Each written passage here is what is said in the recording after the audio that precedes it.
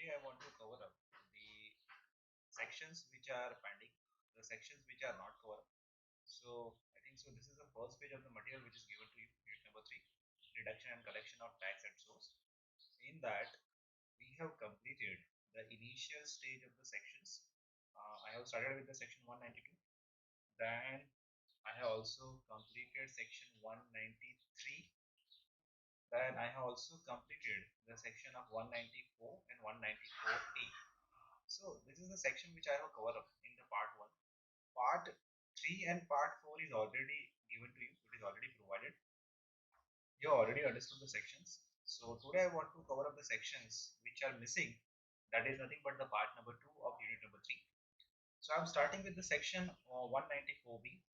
Let's see what is the heading of this section, because we are trying to learn the sections which are given for the tax reduction at source. So the heading of section 194B is when and how the tax is deducted at source from winning from the lotteries and the crossword puzzles. Let's try to understand the provision which is given one by one. So first provision says that who is the payer? It is clearly mentioned any person paying winning from lottery, crossword puzzle, card game and other game. So that is the player. Okay, these are the persons who can be considered as a payer. Who is the recipient? So it is written any person. Nature of payment cover. So it is written winning from the lotteries, crossword puzzle, card game and other game. At what time tax has to be deducted at source? So it is clearly mentioned at the time of payment you are supposed to deduct the TDS. Okay. Maximum amount which can be paid without tax reduction. So is there any maximum salary limit? The answer is yes. If the amount of payment is rupees 10,000 or less than 10,000, you are not supposed to apply this section. You can pay without TDS. What can be the rate of TDS? It is a 30% without surcharge, without education cess. When the provisions are not applicable, you can see there is a big dash is given. So there is no such instances, no such example, no such transaction when the provisions are not applicable. If you are covered any nature of transaction which is covered by the above section, then definitely TDS is applicable at the rate of 30%. Last provision says that is it possible to get the payment without tax reduction or with lower tax reduction? The answer is not possible. And if you remember, I already told you the last section or last provision which are going to be we are going to be covered up ultimately in detail once I have completed all the sections. Okay. Here one small example is given. The example is very much interesting. Let's try to understand the example. Mr. X win a lottery prize of rupees 2 lakh on 22nd March 2021, out of which 20,000 is payable to the agent. Out of rupees 1,80,000, which is payable to the winner, rupees 54,000, how it is calculated? That is 30% of 1,80,000. It shall be deducted at TDS under section 194B. So here, friends, 20,000 has been deducted from the lottery price of 2 lakh. Why? The reason is it is a wholly income for the purpose of winning the lottery prize. The 20,000 that is which is payable to agent, it is one kind of compulsory expenditure that they have to incur in order to on a lottery prize or in order to purchase the lottery prize when they are going to win such amount. So it is a compulsory kind of expenditure, and that's why it is deducted from the 2 lakh, and on the remaining amount the TDS will be applied at the rate of 30%. Otherwise, if we are talking about any other nature of winning amount, friends, no other expenditure is going to be allowed to be deducted. If I talk about the KBC, if you want in the KBC 50 lakh of rupees, and if you incur expenditure that is to and from your city where you are right now residing, so any X amount, say for example 1 lakh amount has been you have incurred for the purpose of to and from and for the purpose of I can say lodging and boarding expenses, then even though from your 50 lakh of rupees 1 lakh rupees cannot be deducted, the TDS will be applicable at the rate of 30%. Please remember this two example why I am saying this repeatedly. The reason is the example which is given in the book, that is in the material. It is having a nature of expenditure which is essentially incur for the purpose of earning the winning amount. And in the second example of my KBC, you are incurring the expenditure, but that expenditure is not an allowable expenditure. Okay. Let's go for further ahead. Here in the next para, it is written the price which is given partly in cash and partly in kind. This is also one of the interesting concepts. Instead of reading out this thing, let me give an example and let me try to complete the concept. So when I'm saying that the price which is given partly in cash and partly in kind. Okay. So let me give an example. Just wait a second. Okay. I'm just opening one blank document. So when we are saying it is a partly in cash and partly in kind. So how to understand this example? So what is written here? Partly given in cash and partly in kind. Okay. So for example, you have on rupees 10 lakh rupees is your winning amount, right?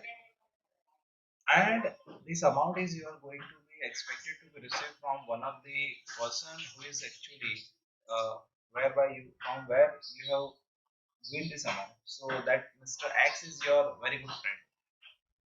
So your friend says that right now I'm not having the 10 lakh rupees. I will try to pay it later on. This is one option. But he also gave one second option.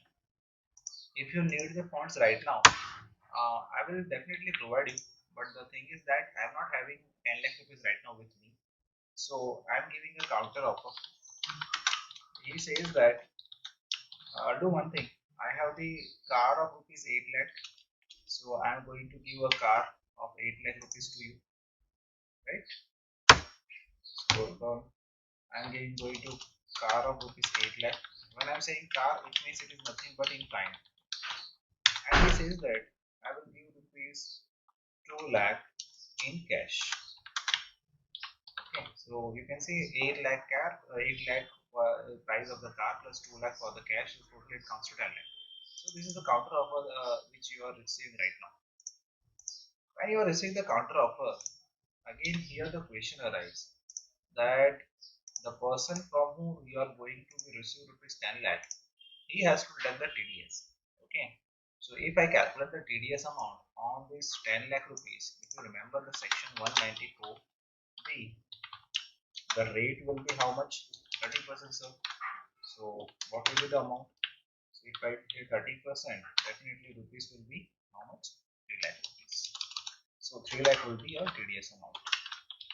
So this is very fact. So 3 lakh rupees will be your TDS amount. And on this 3 lakh, on this 3 lakh, you are supposed to deduct this 3 lakh from the amount which you are going to pay in cash to the person who is going to win this amount. So here there is one question, there is one problem is that, sir, I have only 2 lakh rupees of cash. How I can deduct the 3 lakh rupees of TDS? So you can say at least 2 lakh रुपए का तो TDS में deduct कर ही सकता हूँ, that I can deduct the 2 lakh rupees of cash, that is from cash as a TDS, and remaining 1 lakh. So for the remaining 1 lakh, you have to ask your friend, please provide me 1 lakh in cash, then I will give my car of 8 lakh to you. That is the thing. So this is one example where there is a question of partly in cash and partly in kind. Friends, here it is very easy that it is not possible to deduct the 3 lakh of TDS amount from the 2 lakh of cash. So balance, which is the required amount, you have to recover from your customer. You have to recover from the person, that is, you have to recover from the person who is winning the amount. Suppose if I am changing the combination, here it is 5 lakh and 5 lakh of cash, 5 lakh rupees of card and 5 lakh in cash. So there is no question of the, I can say, insufficient amount, because 3 lakh rupees of TDS can be easily deducted from the 5 lakh rupees of cash. Okay, so what I will do, from this cash, I will deduct the TDS amount of rupees 2 lakh. So what happens? So remaining 3 lakh rupees I am supposed to pay in cash. So I am going to pay the 5 lakh rupees of car and 3 lakh rupees of cash after deduct the TDS amount. So this is what the concept actually you have to understood when the para says that 274.1, it says that price given partly in cash and partly in kind. I hope so the example is clear. If you don't understand, there is one more example is given in the material. Please go to this example, you can easily understand the example. The next section which is there in the list is section 194BB. Now the heading of section 194BB is when and how the tax is to be deducted at source from winning from the horse race. And the provisions of the sections are as under. First provision says that who is a payer? Any person paying winning from the horse race. Second provision says that who is a recipient? So it is written any person. Third provision says that which kind of payment is covered. So it says winning from the horse races. At what time tax has to be deducted at source? So it is written at the time of payment you are supposed to deduct the tax. Okay. Maximum amount which can be paid without tax reduction. So if the amount of payment is rupees 10,000 or less, so this section is not applicable. Rate of tax reduction will be 30% without surcharge, without education sales. When the provisions are not applicable, there is no such instances are there. Is it possible to get the payment without tax reduction? The answer is not possible. Okay. So this is again simple section which is similar to section 194. You can remember this section also. It is very easy to understand. But the thing is the nature of transaction is different. That is winning from horse race. Okay.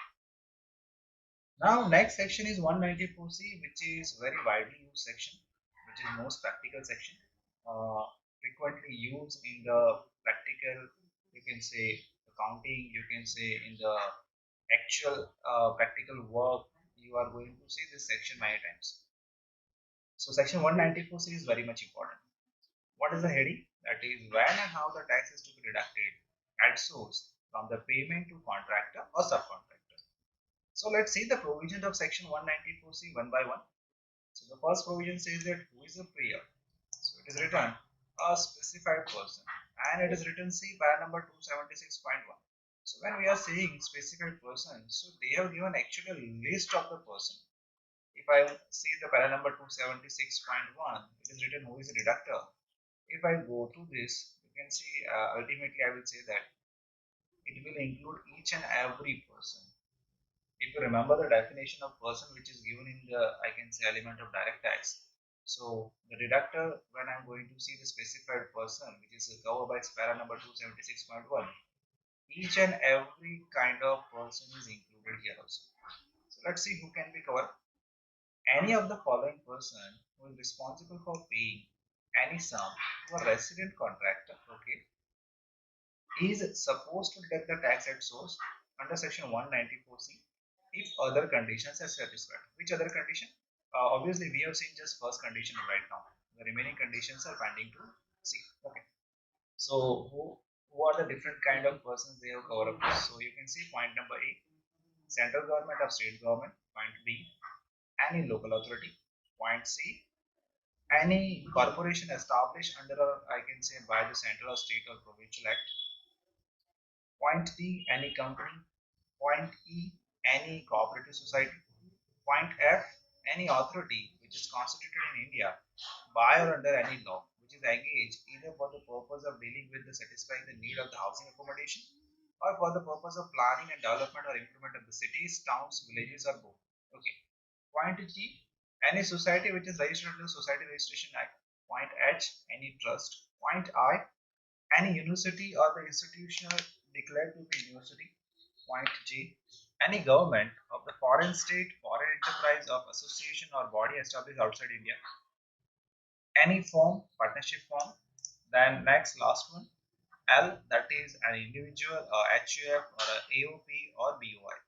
So these are the categories of the, I can say, persons which are covered by the specified person for the purpose of section 194C. So as ultimately I told you earlier also, it covers each and every kind of person. Okay. Who is a recipient? So a resident contractor. Contractor, when we are saying, it always includes the subcontractor also. Please remember this also.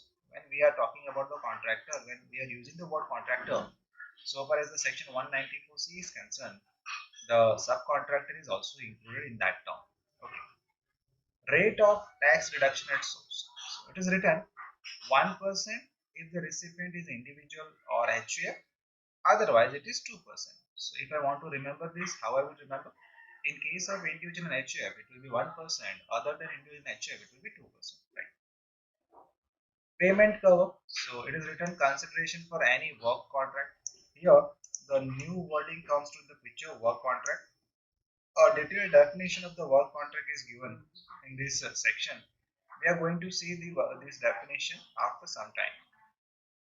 At what time tax has to be deducted its source? At the time of payment or at the time of credit? Whichever is earlier, right? The maximum amount which can be paid without tax reduction. So it is written C para number 276.4. So we are going to see this para after some time. Okay, be patient. Is it possible to get the payment without tax reduction or with lower tax reduction? The answer is again given here. It is the story of form number 13 and the para number 289.7, which we are not going to read right now. We are going to deal this thing afterward. Okay, after the last section we have completed. Okay. So I have already covered up para number 276.1, that is deductor. Let's see the next part what is given here. Here, if you see, it is written additional requirement if the payer is individual, HUF, AOP or BY. So no doubt there are certain conditions which are given above as per the provision that require to be fulfilled for the purpose of the application of section 194C. But if the person who is making a payment for which is covered by section 194C, then if they are individual, if they are HUF, AOP or BY, there are certain additional conditions which are required to be fulfilled. So what are these additional conditions? So let's try to understand this additional condition. It is written, if the payer is an individual HUF, AOP, BY, the tax shall be deducted at source only if the following additional conditions are satisfied. Okay. Three column statement has been given. Try to identify what has been given and how to read this thing. So in the first column, I can say the transaction or nature is given. First column or conditions has been given. You can see in the second column heading is given the additional requirement if the payer is individual HUF, and in the third column it is written additional requirement if the payer is an AOP or BY. So actually in the second column and in the third column, the conditions which are additional condition in case of HUF, AOP, BY it is given, and in case of individual HUF, the additional condition is given in the second column. In case of AOP and BY, the additional condition given is in the third column. Okay. So first point says that the payment oblique credit should be for the business purpose. So what is written in the case of individual HUF when they are the payer? It is written it should not be exclusive for the personal purposes. It means if I try to understand in the reverse manner, in the contradictory way, so I can say it should be exclusively for the purpose of business purpose. यानी कि अगर मैं personal purpose के लिए payment कर रहा हूँ तो सेक्शन 194 से एप्लीकेबल नहीं होगा. Okay. Second additional condition, turnover of individual in HF. So it is written total sales, turnover or gross receipt of the individual or oblique HUF from the business or profession carried on by him which exceed rupees 1 crore in the case of business or 50 lakh in case of profession during the financial year immediately preceding the financial year in which the income is to be created or paid. So simple, they have given one turnover limit that this has to be covered up, and then only this section 194C is applicable. So second additional condition in case of individual HF says that your business turnover or gross receipt must be cross 1 crore during the year, and if you are engaged in the profession it should be cross at least 50 lakhs. So we have discussed the additional condition in case of HUF and sorry in the case of AOP and BY. There is no such requirement for the so far as the first condition is concerned. And so far as second condition is concerned, it is similarly applicable in case of that is AOP and BY as it is applicable in case of individual HUF. So same turnover limit is also applicable in case of AOP and BY also. Okay. After this para or after covering these additional conditions, let's go for understanding the meaning of the works contract which is covered by para number 276.2. So this para it says that what is the meaning of the works contract? Section 194C is actually it is applicable in respect of the consideration for carrying out any works contract, including the supply of labor for carrying out any work. For this purpose, the contract shall include the subcontract also. So it is very well written when we are saying the contract, it is automatically including the subcontract also. Okay, this. So let's see what can be the definition which is or meaning which is given for the works contract. You can see work is actually defined in section 194C. So the expression work it shall also include the following five services. Point number A, advertising. Point number B, broadcasting and telecasting, including the production of the program for such broadcasting and telecasting. Point number C, carriage of the goods or passenger by any mode of transport other than the railways. Point number D, catering. Yes, we know the catering service. Point number E, manufacturing or supplying a product according to the requirement or the specification of the customer by using the material which is purchased from such customer. So this five different, I can say, transactions, it will be included as a work for the purpose of section 194C. First point is very clear so far as the advertising is concerned.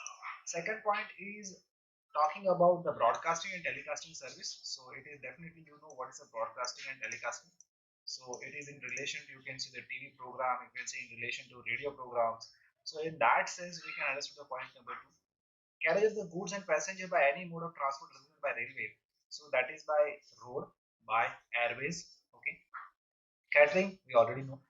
And last point, if we want to understand, it is written manufacturing or supplying a product according to the requirement or specification of the customer by using the material which is purchased from such customer. So if you are trying to provide some services, or I can say not services but actually goods, and if it is as per the specification or as per the requirement of customer, and for which the material is also purchased by you from the same customer, then such transaction will be included as a works contract, which is given by the meaning of section 194C for the work.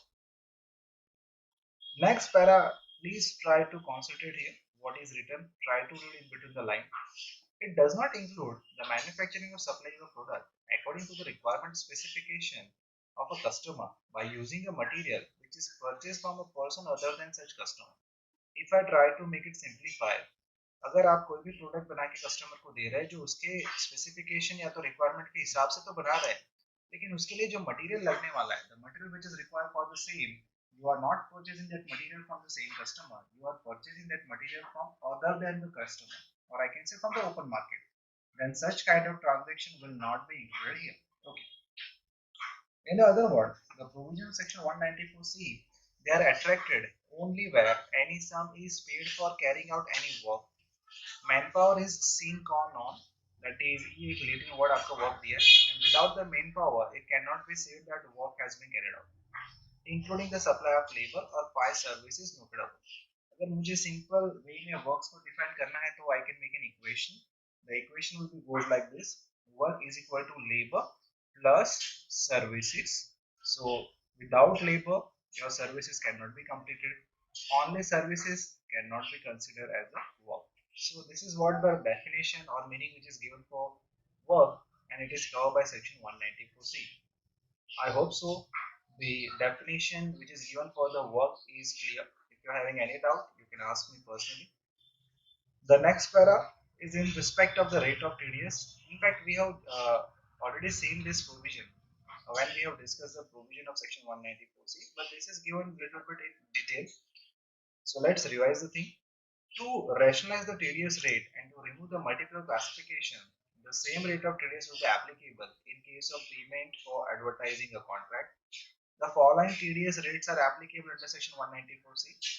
So first rate is 1% when it is applicable if the recipient is individual in HF. 2% when it is applicable if the recipient is any other person. Other points, they have written something. The following points should be noted. There is no surcharge or health and education sales that we know. Point number 2. If the recipient is a transport operator and he furnishes his PAN to the payer, the TDS rate will be nil. That we also know. अगर आप एक transport operator हैं, if you are providing your PAN to the payer, then आपके case में TDS rate नील आएगा. Okay, that person who is making a payment to you, that he or she cannot apply TDS provision. Transport operator is a person who is in the business of laying, hiring or leasing of the goods carriage. Point number 3. In case of work contract being a manufacturing or supplying a product according to the specification of the customer by using the material which is purchased from such customer, or with effect on 1st April 2020, its associate, TDS shall be deducted of the invoice value, excluding the value of material which is purchased from such customer or his associate if such value is mentioned separately in the invoice. Please try to read this entire line. This is three or fourth line of one sentence twice, thrice, then only you can understand. If you have providing some product according to customer satisfaction for which material has been purchased from such customer, and if when you are going to raise the invoice for the same, if in your invoice the value of material and value of the services has been mentioned separately, in that case for the value of material TDS will be not applicable, and this is the amended provision with effect from 1st April 2020. Before that there is no such provision. It says that on the entire amount the TDS will be applicable. And second line it is written, where the material component has not been separately mentioned in the invoice, TDS has been deducted on the whole value of the invoice. तो मैं आपको यहाँ पे एक simple सा example दे देता हूँ. मान लीजिए आपने किसी को काम करने के लिए या तो ऊपर की वर्क्स में से कोई भी एक transaction of nature of work cover up करने के लिए आपने उसको हायर किया है. So definitely it will be govern by section 194C. आपको उसको पेमेंट करना है और सामने वाले पर्सन ने आपसे ही मटेरियल परचेज किया है, तो ऑलरेडी उन्होंने आपका काम जो डिटर्मिनेशन हुआ था म्यूचुअल अंडरस्टैंडिंग रिटर्न कम्युनिकेशन के हिसाब से कि 5 लाख के मैं काम करूंगा और आपका मटेरियल मैंने आपसे परचेज किया वो 2 लाख का है. सो जनरली होता क्या है, तो हम लोग माइनस कर लेते हैं कि 5 लाख का इसको 5 लाख का काम दिया है, उसमें से 2 लाख का मटेरियल तो मैं ही प्रोवाइड कर रहा हूँ, so let deduct that amount, right. लेकिन जब सामने वाला पर्सन आपको इनवॉइस रेज करेगा तो वो डेफिनेटली आपको 5 लाख का ही इनवॉइस रेज करेगा और उसमें उसको बाइफिकेशन देना पड़ेगा. That is 3 lakh for the services and 2 lakh for the material. अगर इस तरह से बाइफिकेशन दे रहा है so there is no issue. आपका जो मटेरियल का पोर्शन है, ओके, जो भी मटेरियल आपसे परचेस किया है उसकी वैल्यू पे आपको टीडीएस एप्लीकेबल नहीं होगा. लेकिन मान लीजिए सामने वाले ने आपसे मटेरियल भी परचेस किया है और वो इनवॉइस रेज कर रहा है for the combined value that is for the 5 lakh. in that case the TDS will be applicable on the entire amount. So that is the case, that is how you can understand. Next para, it says that when the tax is not deductible, this is also important to understand. In the following cases, tax is not deductible or deductible at the lower rate. So first case is petty cases. In order to avoid the tax reduction in the petty cases, tax is required to be declared source where the amount created or paid to the contracted tax is 30,000 in a single payment or credit or rupees 1 lakh in the aggregate payment during the financial year. So this is one amount, actually maximum selling is has been given. In the other word, if you want to read, it can be read in the following way. Point number one, the amount of any single sum created or paid or likely to be created or paid to the contractor does not exceed 30,000, and the aggregate amount of such sum which is created or paid likely to be created or paid during the financial year does not exceed 1 lakh. सो अगर single bill का payment अगर किसी ने किया है तो उसके time पे आपको सिर्फ 30,000 का सीलिंग लिमिट देखना है. अगर मल्टीपल बिल्स का पेमेंट हुआ है so at that time you are supposed to check out the limit of rupees 1 lakh. Again after that the next point which is given is in respect of the transport operator. If the recipient, it is written, if the recipient may be an individual, firm, company or any other person is a transport contractor who is in the business of laying, hiring and leasing the goods carriage and satisfy the following condition, tax is not deductible. When? So up to 31st May 2015 the provision says that if the recipient furnishes his PAN to the deductor, no tax will be applicable. But from the 1st June 2015, this amendment, some amendment has been placed, and it says that the recipient owns 10 or less than 10 goods carriage at the time during the financial year. He gives a declaration to this effect to the deductor, and besides he also furnishes a PAN to deductor. So up to 31st May की बात करें, 31st May 2015, so up to that time there is only one condition, that you are supposed to provide only and only your PAN number to the person or to the peer. But after that, there are two conditions are required to be fulfilled. Which one? So first one is you are supposed to provide your PAN, and second it says that you are also provide a declaration that you are not owning more than 10 goods carriage during the financial year. Deductor who make the payment to the transporter without deducting the TDS as they have quoted the PAN, they are required to be intimate the PAN details to the income tax department in the prescribed format, that is the form number 36Q. Friends, this last two line you are not able to understand right now because this thing will be covered up in detail in unit number 4. So till that you can leave it. And here I want to stop because this is the part which is left out as unit number 3. Other sections are already discussed in the other videos, audio video lecture which is given to you. So please go through this audio video lecture. If you are having any query, you can ask to me. Okay, you can just communicate with me on the WhatsApp or on the call. I'm there to give a proper solution for your answer. Thank you so much. Okay. If I'm talking about the additional condition in case of AOP and BOI, the first condition, additional condition, it is written that is payment of credit should be for the business purpose